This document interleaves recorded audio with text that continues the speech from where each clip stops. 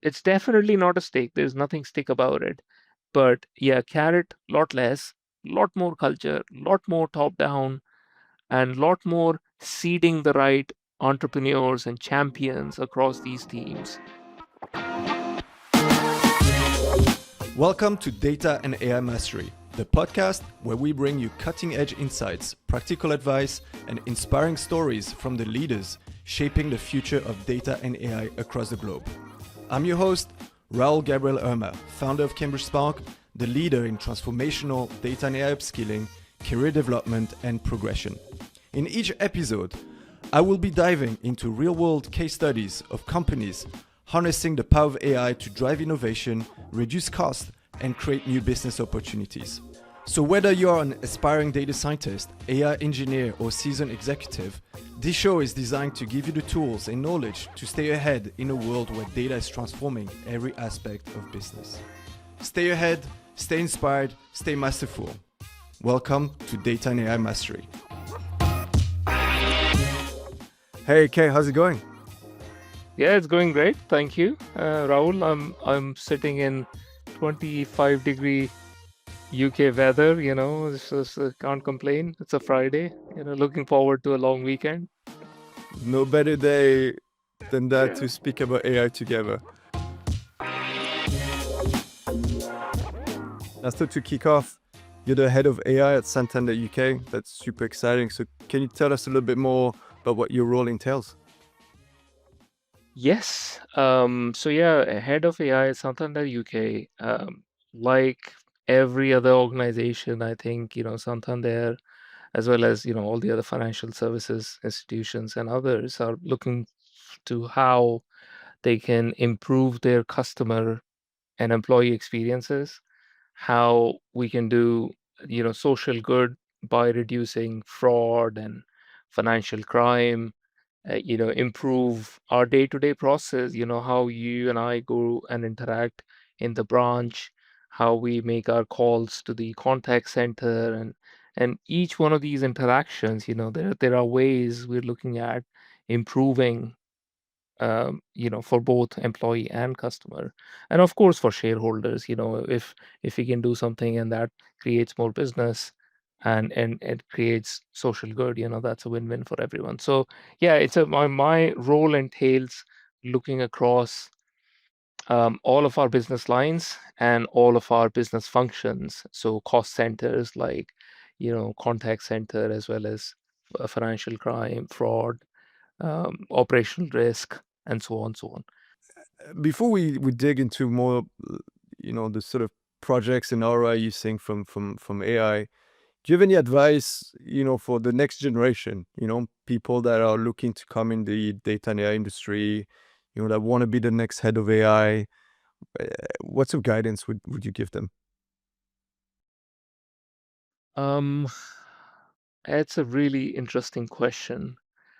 I I think the advice is no different than what it was before AI. First of all, I think the advice still stays the same. You have to still be curious, and you have to still be thinking about solving problems, and all of those things, like the whole education and everything that goes along with it. I don't think that changes. Um, I think what it now means is that you don't have to think, if you have an idea, you don't have to think it's going to take you nights and weekends for 6 months to build out an idea. I mean, I'm hearing stories where people are churning out like really productive AI agents or SaaS companies, within a few weeks. You have an idea, you start working on it, the barrier of entry, I wouldn't say the bar has lowered, I would say the barrier has lowered. Lot more people can do it lot faster, and you don't need the kind of investments that you required before. So my advice is, if this is your dream, if this is what you want to do, it's like easier and easier to do it now. Pick the right things and just play with it. Just be out there in the field, but always think about like the problem you want to solve, because that's where rubber hits the road.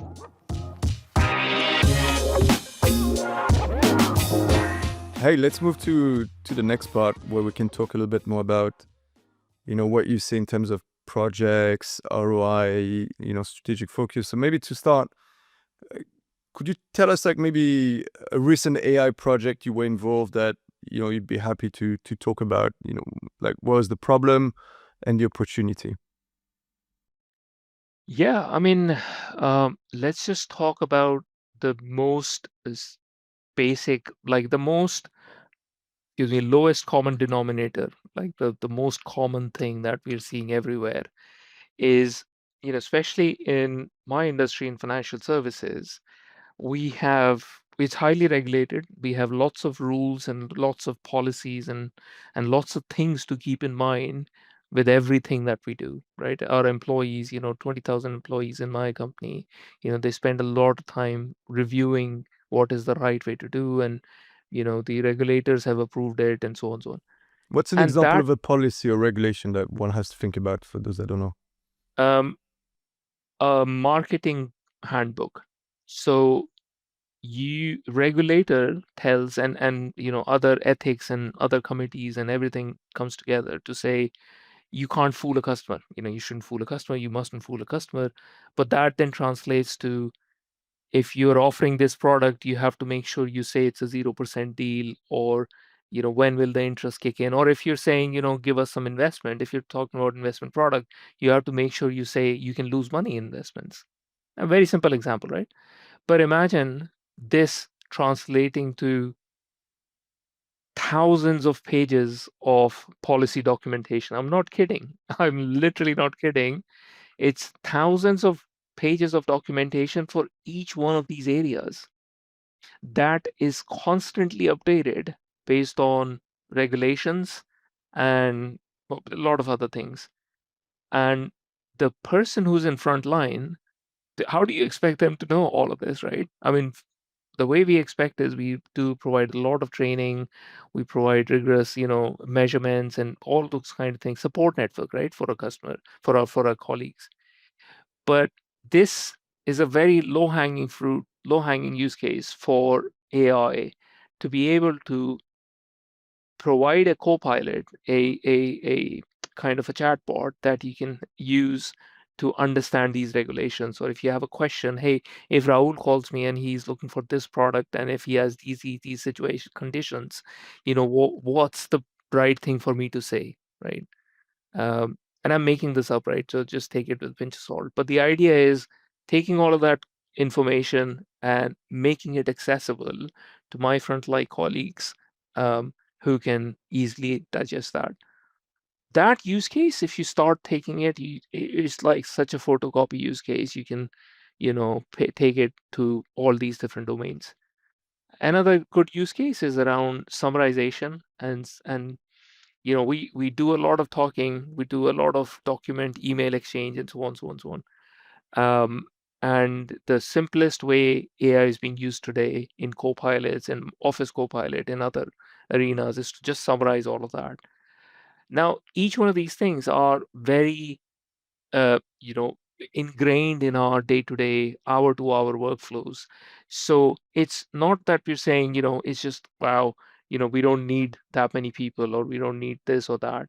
It's more about, we are enabling you to do something in 1/3 of the time or 2/3 of the time, and we're saving you 1/3. Now, what do we do with that 1/3? Oh, we have a backlog. For example, in some areas, there's backlogs of weeks and months that needs to be done. It's a big problem in banking. We have trillions of lines of legacy code running on mainframes, right? No one has the time and energy to actually solve that problem. Could we use AI to solve it? I mean, so that's the kind of game-changing, situation we're in.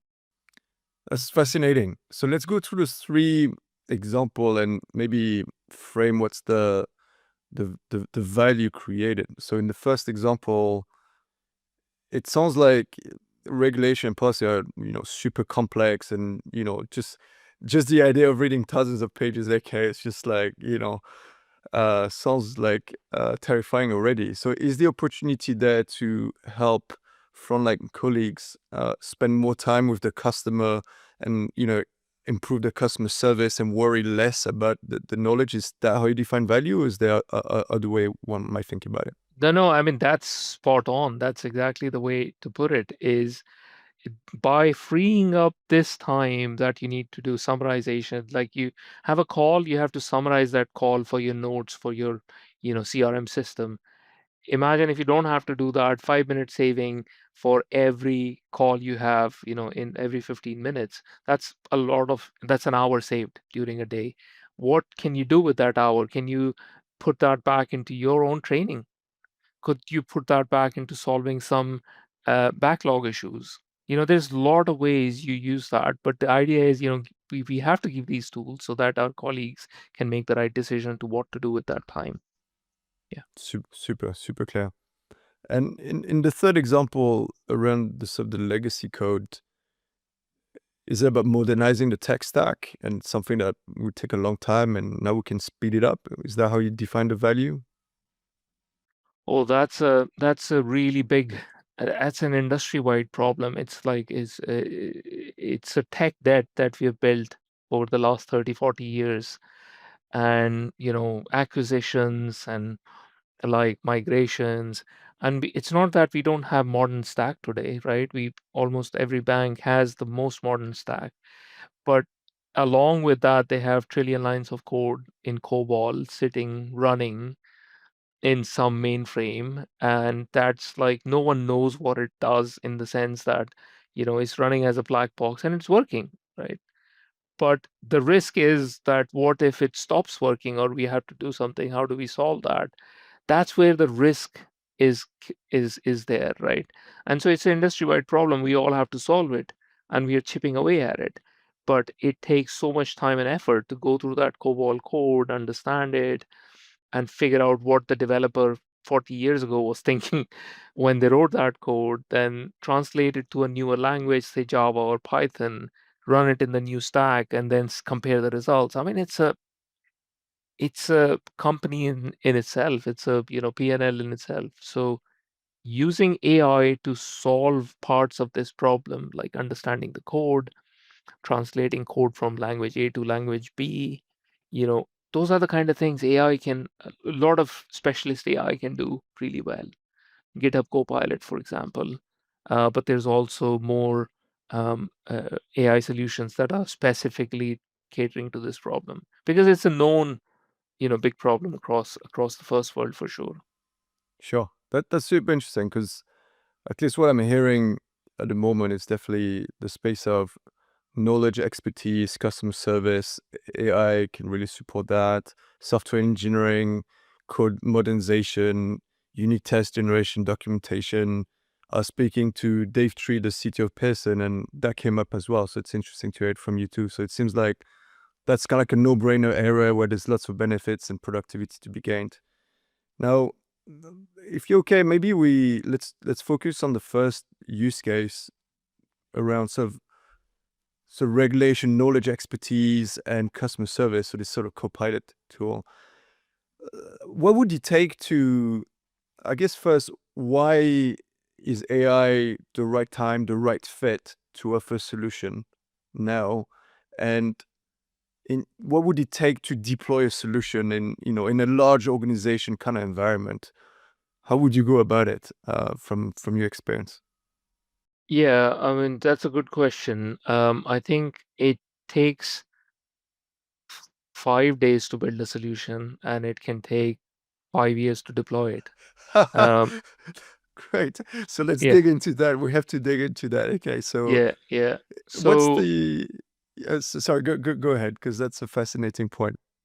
yeah, no, so what it's not just AI, it's not just this time. It's happened with digital, it's happened with blockchain, it's happened with a lot of technologies, and look, not everything has gone as planned, but there is a mindset in a given company, in any company. The mindset is either we've always done this way, so we're going to stick doing it this way for as long as we can. Or, let's try to find newer ways. We want to break new grounds and we want to do something. And you typically startups and neobanks and new companies that come up, they are a lot more on the right hand side. They're almost thinking, how do we disrupt what's been done? But I think as incumbents, we need to start thinking how we disrupt ourselves, right? Because we need to start thinking, what can we do? How can we improve this?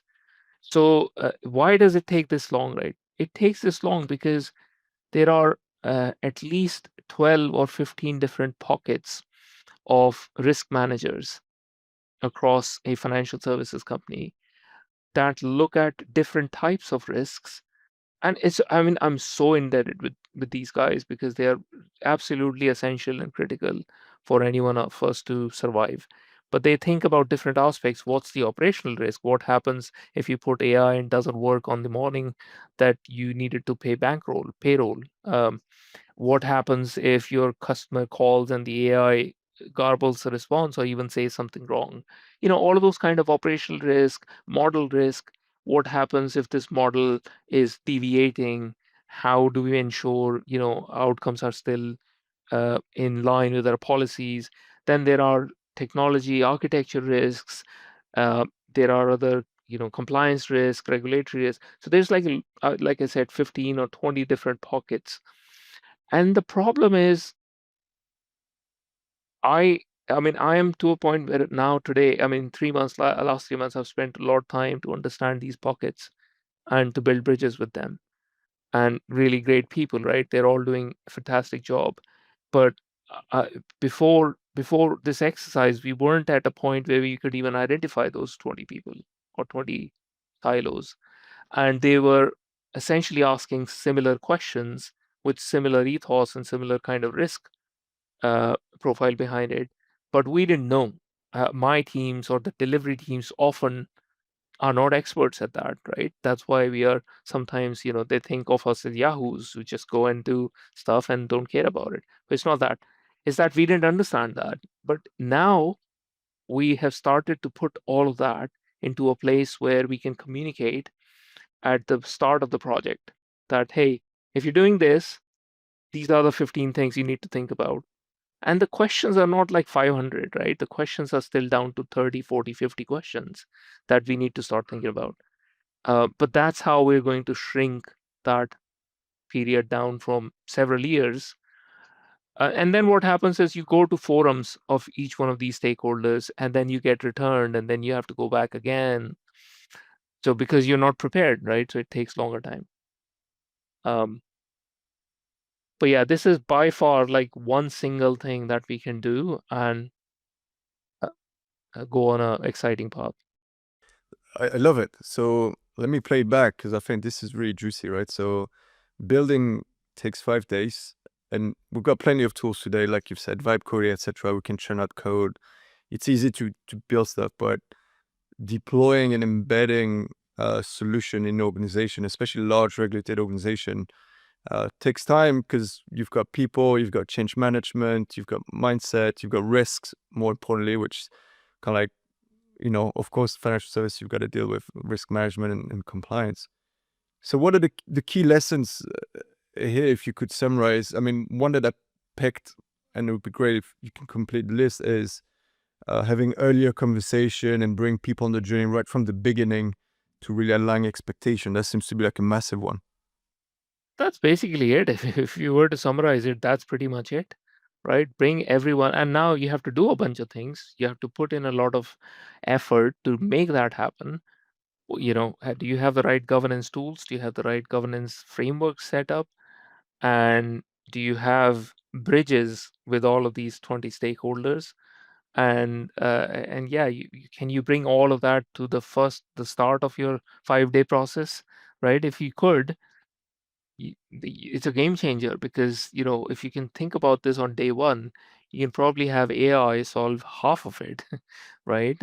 Answer those questions, but we just need to do it a lot sooner. Interesting. So in Cambridge we have these jokes. It's how many professors does it take to change a light bulb? And the joke goes, change what change? Why would you change, right? So when I hear this scenario, I can't help but think that there's a bit of a tension. Why would you change if it means reviewing risk, if it ain't broken, why fix it? But at the same time, you got those competitors, there's neobank, the startups, the small organization that may be more willing to capture value and experiment. So how do you manage this conflict, right? That's a really good question. I love your chain of questioning because it's really makes sense. So this is a different universe that, and this is a different kind of like a solution set. So governance is really about making sure your risks and everyone else is like in the on the same journey. But what journey do you decide to be on, right? Am I the one deciding that journey? Or is my head of homes or head of mortgages or head of savings, they deciding that journey? And myself and others like me in digital and so on supporting that journey or supporting that vision. So I think one of the biggest thing that is usually missing in organizations that are unable to change is that they don't have the connection between the business leaders and their priorities and a translator in that area that can translate them to some AI, digital, blockchain, those requirements, and then drive that change, not just from technology delivery point of view, but also from mindset and from benefits realization, budget acquisition, all of those kind of things that you have to do for change. So we have set up that people architecture. Um, it's not organization structure. It's not like who reports to who, but it's more about who is the person who will drive AI in a particular line of business. Who is that person? And they are then how well they are connected with CIO, with CTO, with AI, all the people that need to make them successful.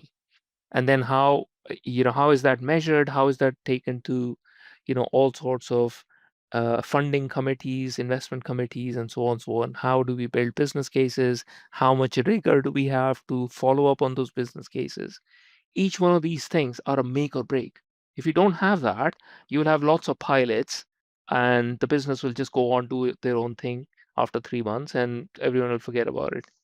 If you have this, then each one of these people in this stack will be responsible, accountable, and playing back on a weekly or a bi-weekly basis back to a very senior forum that fortunately I'm doing that every 2 weeks.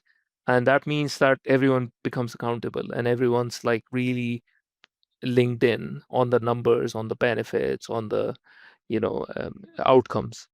Yeah, great. So sounds like a complex effort, AK. I guess the larger the organization, and the more established regulation, the harder it gets. But you need to get people on the journey. So lots of internal communication, lots of exposure to hardcore metrics and numbers to kind of like convince people. Is that right? Yeah, absolutely, absolutely. And the starting of that is usually by building those bridges, the building those human bridges between the stakeholders so that they start to trust you at a human level as opposed to, someone who's just giving some delivery outcomes to them, right? And that helps a lot. That's why I spend a lot of time visiting different offices and visiting my stakeholders, and having them visit us and connecting with them and so on and so on, because I think that communication and that interaction is so much more beneficial than uh, than just like head down delivery. So this might be a terrible question, but it's on purpose to kind of like provoke a little bit. In terms of getting people or business functions to adopt AI and change, the carrot or the stick? At what point do you use one or the other one to kind of like, hey, like we gotta get on this journey because everybody else is doing it. People are starting to see ROI, and we're bigger. We still gotta disrupt ourselves, right? It's you disrupt or you get disrupted. So what's your thinking here? Like, what's a good way to get people to realize the value and the importance of AI and the transformation coming up? It's never a stick. Stick has never worked. Um, but having said that, it's also not a carrot. Um, it's not that there is. Um, it's more of a culture. It's more about bringing people on the journey as opposed to just outright incentivization. Incentivization is definitely playing a role because the way the key product owners, the AI teams, the digital teams, it's built into our everyone's um, yearly goals and outcomes. So there is a carrot around that. But that's just one part, right? I mean, you write your yearly goals at the start of the year and you don't really think through as much.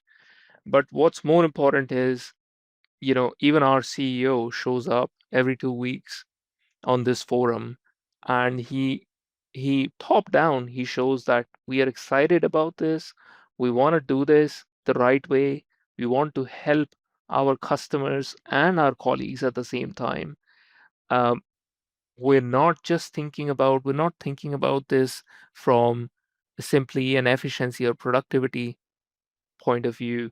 All of these messages are very high level and kind of, comforting messages if they are delivered in the right way. And that also aligns the entire team for delivery and for, change to actually make it happen because people feel like this is the right thing to do, right? So I find, yeah, so I don't know how to say. I don't think it's definitely not a stick. There's nothing stick about it. But yeah, carrot, lot less, lot more culture, lot more top down, and lot more seeding the right entrepreneurs and champions across these teams. Um, Great. yeah. I love your answer. That's such a powerful message.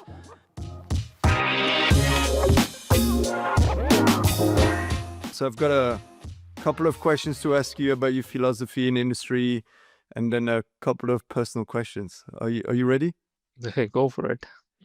All right. So let's kick off with what is a contrarian view you have in the industry?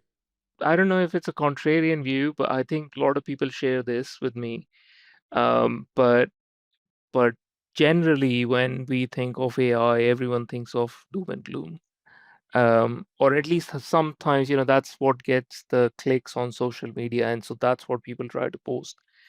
But I think the reality of it is much more different and positive than that because I think, working with the teams on the ground, on the front line, me and others like me, are realizing that it's so empowering to give the right tools, which are really developing super fast and are super accessible in terms of cost, price points, and so on.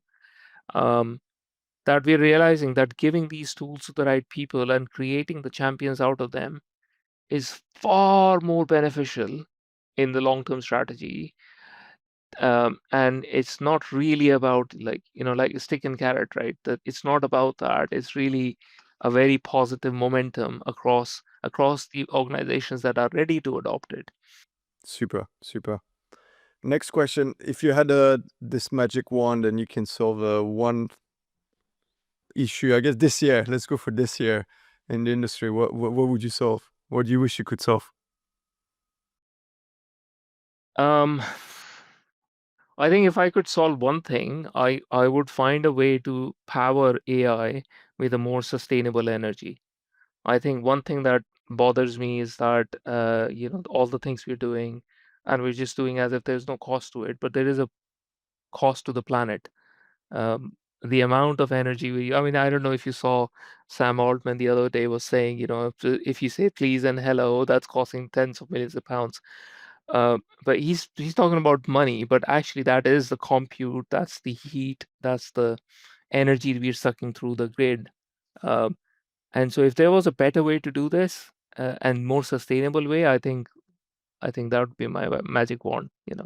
And finally, we're an industry that is moving so fast. It's super exciting. It's also hard to keep up these days. Like every month you've got new tools, new approaches. The pace of advancement is also really impressive. So how do you stay up to date as a leader? That's I mean, it's equally hard for me as for anyone else. Um, I think over course of time, I've started to follow certain podcasts, certain social media, influencers, and so on, so on. Diary of a CEO, for example, or Andrew Huberman. I mean, I'm really big fan of some of these, um, and it's not just about AI, it's about like the holistic thinking. And I think that helps. Being in the field also helps. I meet with a lot of vendors and I meet a lot of really bright ideas from our teams. So that always keeps me on the toes. I use Notebook LM a lot yeah. So for your audience, Notebook LM from Google, free tool. It's pretty much a RAG engine. It's something where you can really create knowledge within few clicks and understand it much better. Yeah, I mean, it's like, look, there's no right or wrong way. We're all trying to keep up. So I've got three final questions, a bit more personal. What was your favorite subject at school? I mean, I was really good at maths. Um, so maths was one of the yeah. I was really good at I sucked at electrodynamics. I sucked at some of the very physics heavy, calculation heavy subjects. I mean, I liked just um yeah, I don't know where I'm going with this. I mean, let's stick with maths. Yeah. Cool. And next question. This is a really important one for me. Okay. I expect something really good. What was your favorite programming language?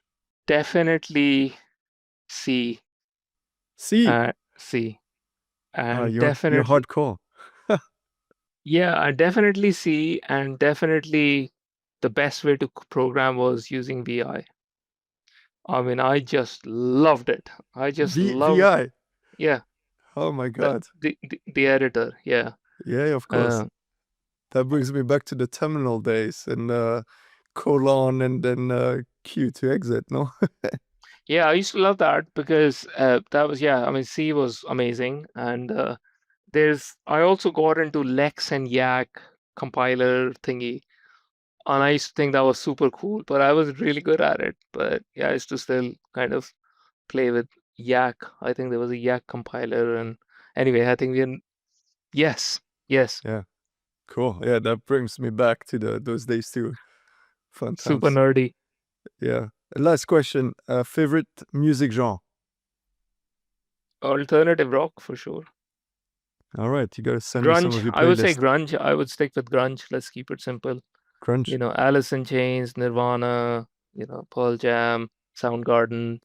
These Beautiful. days is Tool only, but yeah. Great. Well, AK, I love the conversation today. Thank you for coming on the show. Well, thanks for having me. Yeah, awesome. Thanks, Raoul.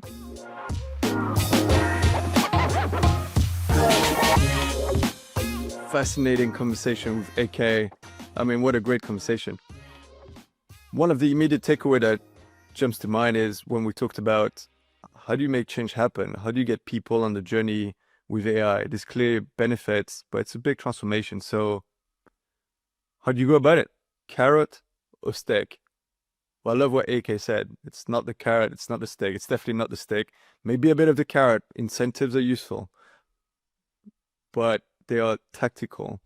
What you really need is the culture to align the mindset. So you need those shared values across the organization to understand the benefits of AI and be excited about it. And you need to drive that all the way from the CEO. The CEO's got to show up in a meeting, get people pumped, get the energy going. Why do we care about AI here? How can we go about it? What does it mean for the business? Come on, everybody, right? So you need that championing right at the top, but you also need those intrapreneurs, those internal entrepreneurs that are going to come up with the ideas, are going to identify the problem, the opportunities, train people, and make things happen. So that's really, it's all about the culture of the organization if you want to deliver on changes and get the benefit of AI. Fantastic, everybody. Love this episode and see you next time. Thank you for tuning into this episode of Data and AI Mastery. If you found value in today's discussion, make sure to subscribe so you never miss an insight from the leaders driving the future of data and AI. And if you're a data and AI leader looking to upskill your workforce with the fundamental data and AI skills to transform your business, Cambridge Spark is here to guide you every step of the way. Be sure to reach out to us on LinkedIn or on our website, cambridgespark.com. Until then, be sure to keep pushing the boundaries of what's possible with data, and remember, mastery comes with continued learning and action. Until next time, stay ahead, stay inspired, and stay masterful.